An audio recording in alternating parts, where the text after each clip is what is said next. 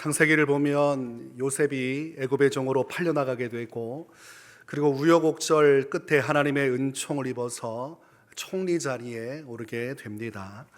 그리고 기근의 때에 아버지 야곱과 그의 형제들의 가족은 요셉으로 인해서 애굽으로 돌아와 애굽에서 생명을 보존할 수 있게 됩니다.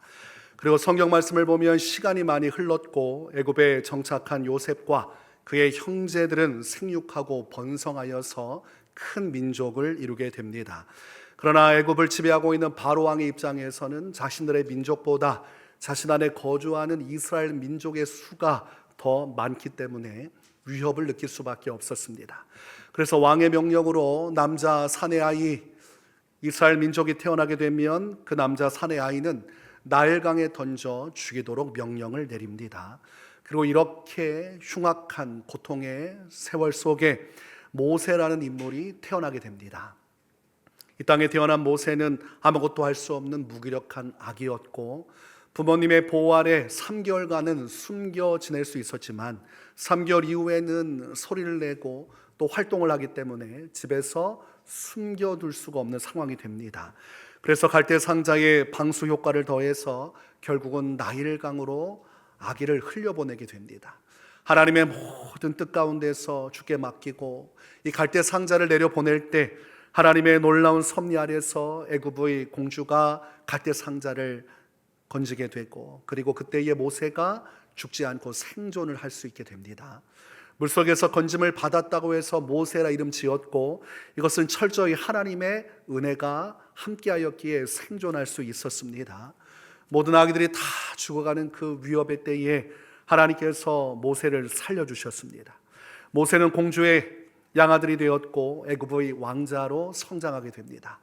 장성한 사람이 되고 나서는 애굽 사람과 자신의 민족 이스라엘 백성이 싸우는 것을 볼 때 애굽 사람이 자신의 민족, 자신의 형제를 때리는 것을 보고 분을 참지 못하고 결국은 쳐서 죽이고 맙니다.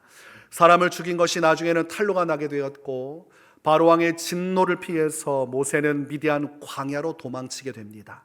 이때 그곳에서 미디안 제사장의 딸 십보라와 만나 결혼하고 가정을 이루게 되고 자녀를 낳아 살아가게 됩니다. 정처 없는 나그네 길 인생, 그냥 광야에서 쓰러져 죽을 수 있던 모세를 하나님께서 지켜주시고 보호하여 주시고, 또한 가정을 이루게 하사 미디안 광야 속에서도 먹고 살고 생존할 수 있게 해주십니다. 이것도 또한 모세에게 주신 하나님의 은혜였습니다. 미디안 땅에서 정착하고 그곳에서 하루하루를 살아가고 있던 모세가 어느 날 장인 이드로의 양떼를 치다가 광야 서쪽으로 가게 됐고, 그러다가 호렙산에 이르게 됩니다. 하나님의 산 호렙산에 이르렀을 때 그곳에서 모세는 놀라운 광경을 보게 됩니다.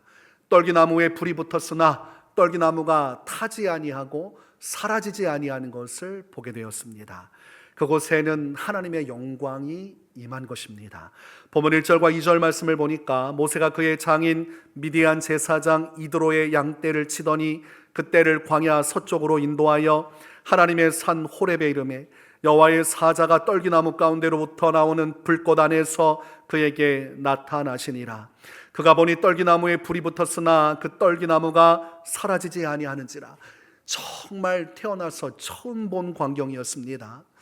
하나님의 영광, 타지 않는 불의 영광을 보았어요. 신약시대 오순절 마가다락방에 임하신 성령의 불의 역사와 동일한 하나님의 불의 역사를 이 구약시대 모세가 보았습니다. 그래서 놀라워서 더 가까이 보려고 하는 그때에 하나님께서 모세를 부르십니다. 4절 말씀에서 여호와께서 그가 보려고 돌이켜 오는 것을 보신지라. 하나님이 떨기나무 가운데서 그를 불러 이르시되 모세야 모세야 하시매 그가 이르되 내가 여기 있나이다. 하나님께서 모세 이름을 부르고 계십니다. 모세는 하나님의 음성을 태어나서 처음 듣습니다. 살아계신 하나님의 음성을 듣고 내가 여기 있나이다, 모세가 대답을 하고 있습니다. 하나님께서 모세를 떨기나무를 통하여 만나주신 것 또한 놀라운 은혜입니다. 하나님께서 만나주시지 않으면 모세는 평생 광야에서 방황하다가 죽을 사람이었습니다. 하나님께서 자신을 계시하여 나타나 주셨기 때문에 모세가 광야 생활 속에서 살아계신 하나님을 보게 된 것입니다. 그리고 하나님은 자신을 나타내어 말씀하십니다. 6절 말씀에서 또 이르시되 나는 내 조상의 하나님이니 아브라함의 하나님, 이삭의 하나님, 야곱의 하나님이니라. 모세가 하나님 배웁기를 두려워하여 얼굴을 가리매 라고 되어 있습니다. 아브라함을 만나주신 하나님께서, 이삭을 만나주신 하나님께서, 또한 야곱을 만나주신 하나님께서 이제는 모세에게 찾아와서 모세를 만나주십니다. 그리고 하나님께서는 모세를 만나주시고 모세에게 자신을 계시한 이후에 그 다음에 모세에게 주신 것은 모세를 향한 하나님의 부르심의 사명이었습니다. 하나님께서 왜 모세를 부르시고 계신지 그 이유를 설명하는 것이죠. 내게 줄 그 사명을 이루도록 지금 모세를 부르고 계심을 말씀하고 있습니다. 보면 9절과 10절 말씀에서 이제 가라, 이스라엘 자손의 부르짖음이 내게 달하고 애굽 사람이 그들을 괴롭히는 학대도 내가 보았으니 이제 내가 너를 바로에게 보내어 너에게 내 백성 이스라엘 자손을 애굽에서 인도하여 내게 하리라. 왜 하나님께서 모세 인생에 찾아오셔서 자신을 계시하여 주시고 그의 인생 물에 빠져 죽을 인생이었고 사람 죽이고 그로 말미암아 벌받아 죽을 인생, 광야에서 정처없이 방황하다가 굶어 죽을 인생이었음에도 매 순간마다 그를 구원하여 주시고 은혜를 베푸시고 이제 떨기나무 가운데서 모세에게 찾아오셨는가? 하나님은 그에게 주실 이 사명을 나타내시고자 모세의 모든 인생 가운데 놀라운 은혜를 베풀어 주신 것입니다. 하나님께서 모세란 인물에게 출애굽의 사명을 주시고자 그의 인생 여정 속에 놀라운 은혜를 베풀어 주신 것이지요. 그러므로 모세를 부르신 하나님, 모세 인생에 크신 은혜를 베풀어 주신 하나님, 그 은혜의 목적이 바로 하나님의 사명을 위한 것이었음을 성경은 아주 분명하게 드러내고 있습니다. 구약뿐만이 아닙니다. 신약 시대에도 하나님은 사람을 부르시고 하나님 자신의 영광을 나타내셨고 그 중에 한 사람이 사도 바울입니다. 사도 바울은 하나님의 교회를 대적하던 사람입니다. 예수님이 그리스도라는 사실을 받아들이지 않고 예수님을 믿는 성도들을 핍박하는 데 가장 선두에 섰던 사람이 사도 바울이었습니다. 예루살렘에 있는 성도들을 체포해서 끌고 갔던 인물이 이제는 다메섹에 있는 성도들까지도 체포하여 끌고 가기 위해 가던 중이었습니다. 어느 날처럼 그는 하나님을 위한다는 명목으로 예수님을 믿는 모든 자들을 끌어 잡아가려고 하고 있던 그때에 하나님께서 바울의 인생 가운데 찾아오십니다. 예수님의 영광의 광채가 하나님 나라 낙원에서 지상으로 쏟아내려져 오고 예수님의 영광의 광채를 보고 바울은 완전히 엎드러지고 쓰러지게 됩니다. 그때에 예수님의 음성을 듣게 됩니다. 이 예수님은 십자가에서 죽으시고 부활하신 이후에 하나님 보좌 우편에 계시는 그 예수님이셨습니다. 그곳에 많은 이들이 있었어요. 많은 이들이 있었으나 그들은 예수님의 음성을 또렷하게 들을 수 없었습니다. 그것이 무슨 말인지를 이해할 수 없었어요. 오직 바울 한 사람에게 예수님의 음성이 아주 분명하게 들려집니다. 사도행전 9장 3절에서 6절 말씀을 보면 그 상황을 기록합니다. 사울이 길을 가다가 다메섹에 가까이 이르더니 호련히 하늘로부터 빛이 그를 둘러 비추는지라 땅에 엎드러져 들음에 소리가 있어 이르시되 사울아 사울아 내가 어찌하여 나를 박해하느냐 하시거늘 대답하되 주여 누구시니까 이르시되 나는 내가 박해하는 예수라. 너는 일어나 시내로 들어가라. 내가 행할 것을 내게 이를 자가 있느니라. 여러분, 부활하신 예수님께서 특별한 은혜를 베풀고 계십니다. 교회를 핍박하던 악인 중에 악인, 사도 바울은 스스로를 향해서 나는 괴수, 나는 죄인의 두목과 같은 자요, 나는 비방자요, 폭행자요, 악행자였다, 이렇게 스스로를 설명합니다. 회개하기 전에 사도 바울이 걸어갔던 길이 하나님 앞에서 큰 죄악된 길이었음을 스스로가 고백을 하는 것이죠. 그러나 이때에 다메섹 도상에서 예수님을 만나게 된 그는 그때로부터 눈을 멀게 되고 다메섹에 들어가서 사흘 동안 보지 못한 상태에서 아무것도 먹지도 않고 마시지도 않습니다. 자신이 행한 일들이 하나님 앞에서 얼마나 큰 죄악인지를 깨닫고 충격을 받은 겁니다. 예수란 자는 거짓된 자고 자칭 그리스도라고 생각했고, 그 사람을 죽이는 것이 율법의 전통을 세우는 것이고 모세에게 주신 그 뜻을 이루는 것이라 착각했던 그 교만함이 깨어지는 순간이었습니다. 이때에 하나님께서는 아나니아라는 제자에게 환상 중에 나타나십니다. 그리고 그에게 바울에게 가서 안수하라고 말씀하십니다. 그러나 아나니아는 그 말씀을 온전히 이해할 수가 없었습니다. 자신이 듣기로는 예루살렘 수많은 성도들 핍박한 자, 그가 바로 바울이었기 때문입니다. 그래서 그는 하나님께 말씀합니다. 내가 여러 사람에게 듣사온즉 그가 예루살렘에서 주의 성도에게 적지 않은 해를 끼쳤다 하더니 여기서도 주의 이름을 부르는 모든 사람을 결박할 권한을 대제사장들에게서 받았나이다. 하나님, 그 사람은 악인입니다. 그 사람은 교회를 무너뜨리는 사람입니다. 그런 사람이 안수를 받고 그리고 그런 사람이 힘을 얻고 회복하게 되면 분명히 교회를 무너뜨릴 텐데 어떻게 그 사람에게 안수하여 하나님의 은혜를 베풀 수 있겠습니까? 그때 하나님께서는 아나니아에게 아주 분명하게 말씀하십니다. 가라, 이 사람은 내 이름을 이방인과 임금들과 이스라엘 자손들에게 전하기 위하여 택한 나의 그릇이라. 그가 내 이름을 위하여 얼마나 고난을 받아야 할 것을 내가 그에게 보이리라. 하나님께서는 지금 악행자고 폭행자고 비방자인 이 바울이라는 사람을 은혜를 베푸사 하나님의 일을 이루시는 일꾼으로 사명자로 세우시겠다고 말씀합니다. 그 표현이 바로 내가 택한 나의 그릇이라는 표현에 담겨져 있습니다. 내가 사용할 나의 의의 병기로, 나의 의의 도구로 내가 이 사울이라는 자를 택하였으니 너는 그에게 가서 그가 안수받아 은혜를 체험하게 하고 그로 하여금 나를 위해 고난받는 사명자의 길을 갈 수 있도록 내가 돕는 자가 되어야 한다. 아나니아는 하나님의 뜻을 알았고 그 뜻에 순종하여서 바울에게 가서 안수하여 줍니다. 그때 바울이 안수 받을 때 그의 두 눈에서 비늘이 벗겨지면서 그때로부터 볼 수 있게 됩니다. 그것은 그의 육신의 눈이 뜨여졌다는 것을 의미하면서도 그의 인생의 영적인 눈이 뜨여졌음도 드러내고 있는 것입니다. 이때로부터 사도 바울은 정말로 복음의 사람으로 세워지게 되죠. 회심하게 되고 그는 그때 예수님의 이름으로 세례를 받고, 세례를 받고 나서 그가 어디로 갔는가? 다시 대제사장들의 품으로 들어갔는가? 성경은 그렇게 기록하지 않습니다. 그는 이전의 길로 되돌아가지 않습니다. 자신이 사명이라 여겼던 예수님의 교회를 무너뜨리는 길로 가지 않고 그때로부터 회당으로 가서 예수님께서 하나님의 아들이시요 그리스도이심을 전파하기 시작을 합니다.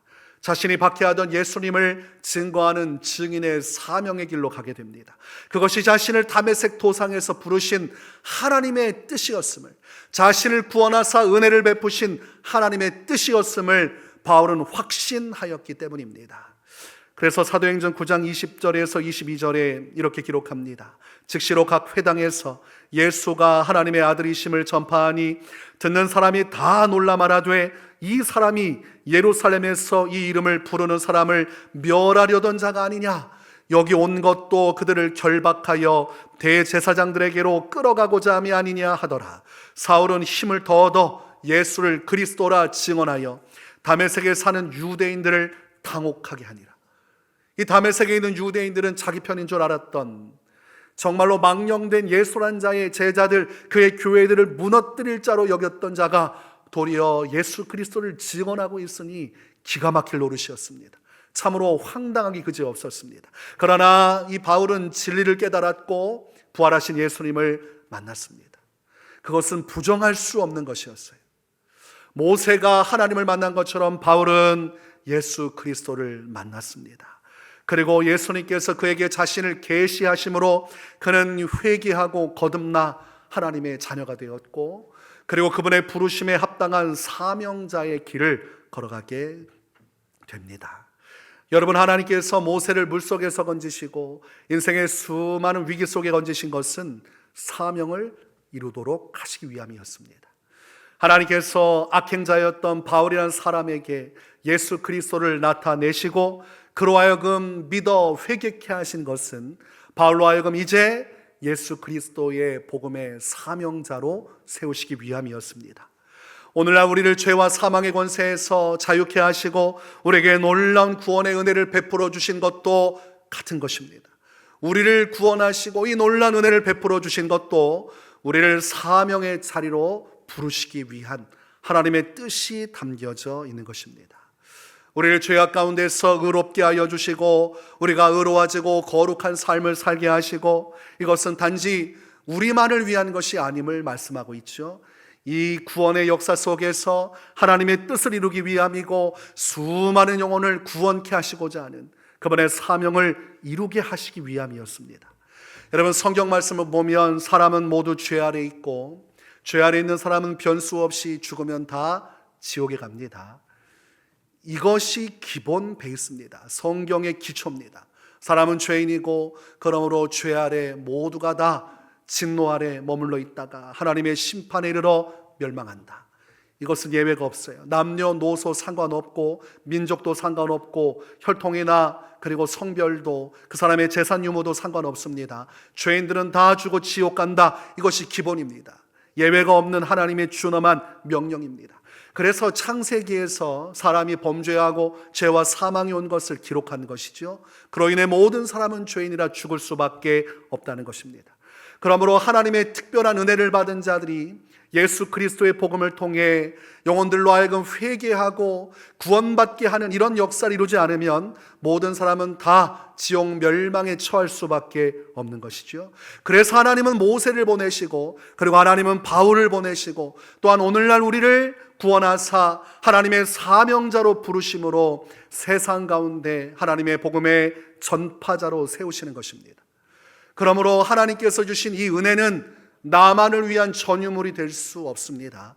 하나님께서 나를 사랑하셔서 나를 위해 이건 구원의 은혜를 주셨구나, 거기까지 끝나면 하나님을 모르는 것입니다.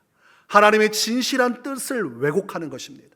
하나님께서 나를 구원하셨다, 여기서 끝나면 안 되는 것이죠. 왜 나 같은 사람을, 그 수많은 사람들 중에, 수많은 죄인 중에 모세를 부르신 하나님, 바울을 부르신 하나님께서 이 세대 가운데 나로 하여금 예수 그리스도를 믿게 하시고 회개하여 이 구원에 이르게 하셨는가? 그것은 하나님의 사명을 위한 뜻이 담겨져 있는 것이죠. 나를 통하여 잃어버린 영혼들을 찾고자 하시고 나를 통하여 하나님 나라를 굳건하게 세우고자 하시는 하나님의 깊으신 뜻이 담겨져 있는 것입니다. 그 목적을 이루기 위해 내게 은혜를 주셨다는 사실을 망각한다는 것은 하나님의 뜻 전체를 왜곡하는 것과 같습니다. 여러분, 성도의 방황은 언제로부터 시작될까요? 내가 사명자로 부름받았다는 사실을 간과할 때부터 성도는 세상 속에서 방황하며 살게 되어 있습니다. 하나님께서 내게 은혜를 주신 이유가 그 사명을 이루도록 하시기 위함이라는 것을 망각한 순간 받은 은혜를 가지고 나를 위해 살아가고 받은 은혜를 가지고 세상의 삶을 살아가는데 다 소진해버립니다. 이 은혜를 받은 목적이 주의 사명을 이루기 위해서 사도 바울로 하여금 회당에 나가서 예수님을 증거하는 자로 삼기 위해 주셨는데, 만약 바울이 다메섹 도상에서 예수님을 만나고도 다시 대제사장에게 가서 그들의 권세 아래에서 복종하는 인생을 살았다면 그 은혜는 사도 바울이 착각한 거죠. 이거는 특별한 하나님의 계시고 은혜고 이제 나는 내 마음대로 살면 된다, 그랬다면 하나님의 은혜는 사도 바울의 인생에서 거두어졌을 것입니다. 오늘날 우리가 사명자로 부름받는 것을 망각한 순간 그때부터 타락이 일어나요. 더 이상 은혜를 받을 만한 이유가 없어지죠. 은혜 받았으니 이제 나를 위해 살아가는 인생으로 갑니다. 그런데 그 인생이 행복을 줄 줄 알았는데 많은 고난과 어려움을 겪게 되죠. 그리고 그 고난 속에 있다가 이제 보니 하나님의 은혜가 귀하다는 것을 뒤늦게 깨닫습니다. 그리고 와서 하나님께 은혜를 구할지라도 하나님의 은혜를 쉬이 얻지 못하게 됩니다.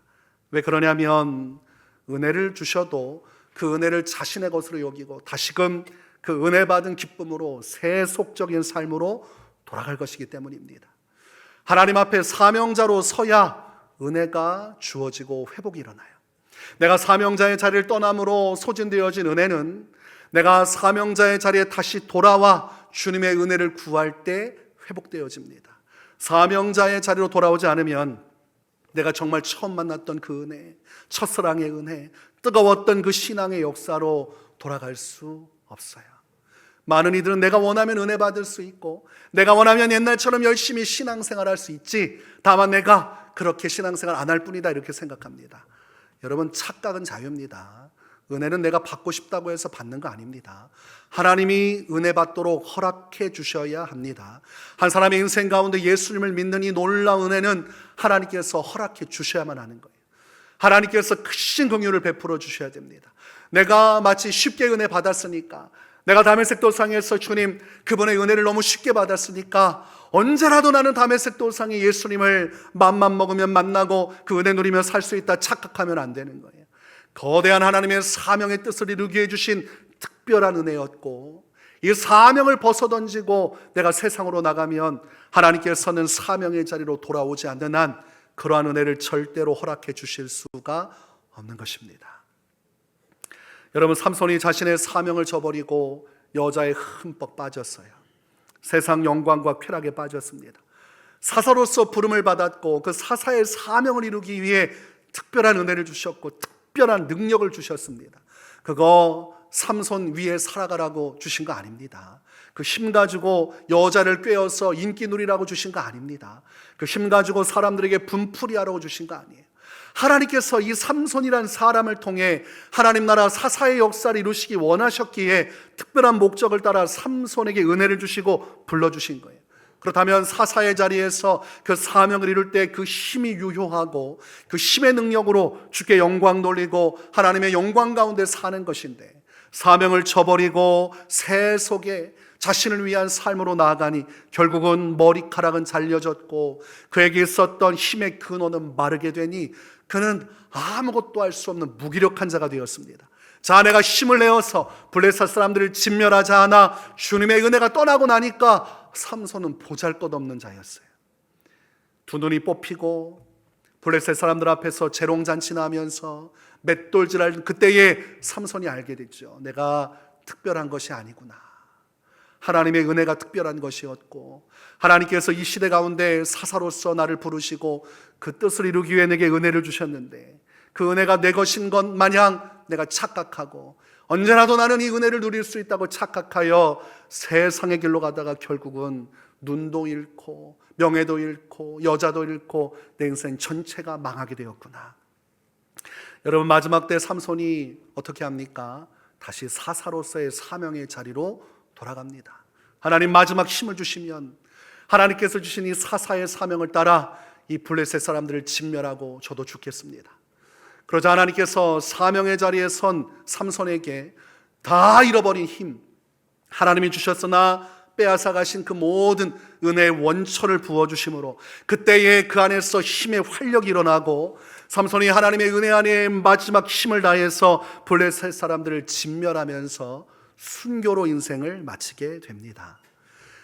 여러분, 사명 없는 성도가 있을까요? 하나님께서 은혜를 주셔서 예수를 믿게 하셨지만 사명은 없는, 하나님께서 특별히 원하는 것도 없고 그냥 네 인생 구원받았으니까 네가 편한 대로 네 인생 살아가라, 그냥 위로받으면서 감사하면서 너 인생 그렇게 살며 살아가라, 하나님께서 이렇게 말씀하실까요? 오늘날의 영성이 그러합니다. 사명이 없다고 말해주기를 바라요. 사명 없이 살아가도 괜찮다고 말해주기를 바라요. 교회에서 사명을 이야기하면 불편해합니다. 그것은 내게 맞지 않는 옷이고 이 시대 영성에 맞지 않다고 이야기해요. 그런데 하나님께서도 모세를 부르실 때 사명을 주시기 위해 부르셨고 은혜를 주셨어요. 바울이라는 사람도 사명을 주시기 위해 사명을 이루도록 하기 위해서 그를 불러주시고 은혜를 주셨어요. 오늘날 우리가 예수를 믿는 것은 놀라운 차원의 축복인데 과연 하나님께서 우리에게 사명을 주시고자 하는 목적 없이 그냥 너 혼자 구원받으라, 생명을 얻으라고 우리를 부르셨을까요? 그럴 수는 없습니다. 사명이 없는 성도가 있는 것이 아니라 그저 사명을 부정하는 성도가 있을 뿐입니다. 사명을 받았음에도 나는 사명을 받지 않았습니다. 한 달란트 받은 자가 주인에게 받은 그 한 달란트를 땅에 숨겨두고 마치 한 달란트를 안 받은 것처럼 나중에 그냥 돌려주면 되지 않나, 그래서 없는 것처럼 살았어요. 사명 없이 자기 편한 대로 살았습니다. 그러나 5달란트, 10달란트 받은 자는 자신들이 받은 것을 사명으로 여기고 열심히 그것을 위해 일했습니다. 나중에 임금이 왔을 때 어떻게 됐습니까? 5, 10달란트 받은 자가 그 사명을 따라 열심히 일하니 착하고 충성된 종아, 나의 영광에 참여하라. 엄청난 하나님 나라 영광에 참여하는 축복의 순간이 찾아오죠. 그러나 1달란트 받은 자, 사명을 숨겨두고 사명을 부정한 자, 그의 일평생 편한 대로 살았을지 모르지만 임금이 오시는 날, 재림하시는 예수님 앞에 서는 날, 주님은 반드시 그와 같은 성도를 책망하시고 영원한 멸망에 처하게 하실 것입니다. 그래서 사명은 성도에게 있어서 절대적인 것입니다. 사람들은 사명을 이루도 좋고 안 이루도 좋다 이렇게 말합니다. 복음은 자유케 하는 거기 때문에 사람을 올가매지 않는다 이렇게 얘기합니다. 그건 하나님을 정말 조금도 모르는 거예요. 하나님께서 사람에게 은혜를 주시고 구원을 베푸시는 그분의 본래적인 뜻을 조금도 모르는 거예요. 그저 내가 원하는 하나님의 그림을 그려놓고, 하나님은 좋으신 분이니까 내가 사명을 따라 고난받는 거 싫어하실 거야, 내가 편하게 한평생 살다가 정말 받을 은혜 받으면서 살다 죽는 것을 원하실 거야 라고 말하지만, 그럴 것 같으면 모세 이야기를 찢어내야 돼. 사도 바울의 이야기, 그리고 수많은 믿음의 선진들의 이야기, 히브리서 11장에 말하는 부활을 얻고자 하여 수많은 고난 속에서도 자신의 생명을 아끼지 않고 세상에 감당하지 못할 그 수많은 고난을 이겨낸 믿음의 역사를 다 찢어내야 됩니다. 그리고 말을 해야죠. 왜 이들은 좋은 길이 있는데 굳이 이 사명자라는 이 굴레에 붙들려서 평생을 어리석게 살았나. 그냥 그렇게 살지 않아도 하나님 나라 갈 수 있는 것인데, 이렇게 생각하고 있다면 하나님을 모르는 거예요. 여러분, 수많은 이단 사이비들이 하나님을 안다고 하지만 하나님을 모르는 것과 같이, 우리가 신앙생활 한다고 하지만 사명을 깨닫지 못하고 사명 없이 살아간다는 것은 아직은 하나님을 모르는 겁니다. 모세가 하나님을 알게 되었을 때 사명을 깨달았잖아요. 사도 바울이 예수님을 만나게 됐을 때 사명을 깨달았잖아요. 정말 주님을 만나게 되면 그분의 사명을 부여받게 되겠습니다. 왜냐하면 하나님께서는 반드시 은혜를 베푼 자에게 사명을 주시기 때문입니다. 내 인생 지금 사명 없이 방황하고 있다면 사명을 모른 척하고 부정하고 있을 뿐이에요. 다들 그렇게 살아가니까 사명 없이 살아가도 아무 문제가 없다고 말하지만 훗날에 하나님께서 다 들추어내실 것입니다. 그래서 우리는 사명을 저버리고 살면 안 돼요. 사명을 저버린 순간 여러분의 영혼은 말라져 갑니다. 사명이 없으면 더 이상 기도할 이유가 없어요. 내가 오늘 마음이 편하고 기쁘면 그것으로 족한 거지, 더 할 것이 없어요. 주중에도 뭐 할 것이 없어요. 내 인생 열심히 살아가면 돼요. 그러나 사명을 붙잡으면 계속 기도해야 돼요. 하나님, 이 사명을 이루게 하시옵소서. 이 사명의 위기를 극복하게 해주시옵소서. 하나님, 수많은 영혼들이 지옥 멸망으로 가는데 저들의 영혼을 구원하게 하시고 저들이 예수님께로 돌아오게 해주십시오. 하나님의 교회를 세워나가야 되는데 내게 맡겨진 이 직분과 사명을 감당하기가 어렵고 그만두고 싶고 지치고 힘드오니 이 사명을 감당하게 하십시오. 이 사명을 붙들면 기도할 수밖에 없고 주님을 의지할 수밖에 없고, 정말 영적으로 눈이 멀어서 방황의 길로 가지 않고 당장 내가 이루어야 할 이 사명 안에서 심령이 뜨거워질 수밖에 없는데, 사명을 내려놓으면 여유가 있어요. 내 볼일을 보는 거죠. 내 인생 사는 거예요. 사도 바울이 버렸던 나의 만족과 유익을 찾기 시작하고, 사도 바울이 버렸던 세상 지식과 영광을 위해 열심히 살아가요. 그러나 그곳에 하나님의 은혜는 없습니다. 영혼은 말라져 갈 것이고 심령은 방황하게 될 것이고, 뒤늦게 주님을 찾으나 주님은 아무런 말씀도 하지 않으실 것입니다. 그때의 교회 탓을 하고 주변 환경을 탓하지만 아닙니다. 사명을 벗어난 내 탓이에요. 우리는 항상 탓하는 걸 좋아해요. 누구 때문에 내가 이렇게 은혜를 못 받는 것이다 이렇게 얘기합니다. 아니죠. 나 때문에 못 받는 거예요. 내가 1달란트 받은 자와 같이 사명 저버리고 가니까 주님의 은혜가 별것이 아닌 것처럼 느껴지고 그냥 세상으로 살다 보니까 무너진 거예요. 그리고 다시 은혜를 받고자 하나 회복이 안 돼요. 왜 그럴까? 왜 예전 같지 않을까? 사명의 자리를 떠나 있기 때문입니다. 삼손처럼 사명의 자리를 떠나 있으니 어떻게 주께서 주시는 새 힘과 새 능력으로 설 수가 있겠습니까? 그러므로 여러분의 인생에서 사명은 절대적인 하나님의 뜻입니다.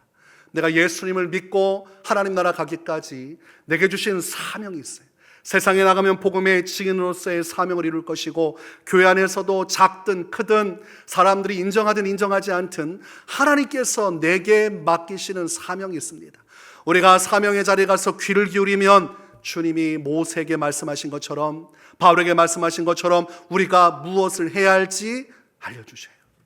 그럼에도 불구하고 모르겠다고 하면 제게 오시면 오늘 비로소 여러분은 하나님의 사명을 알게 되실 거예요.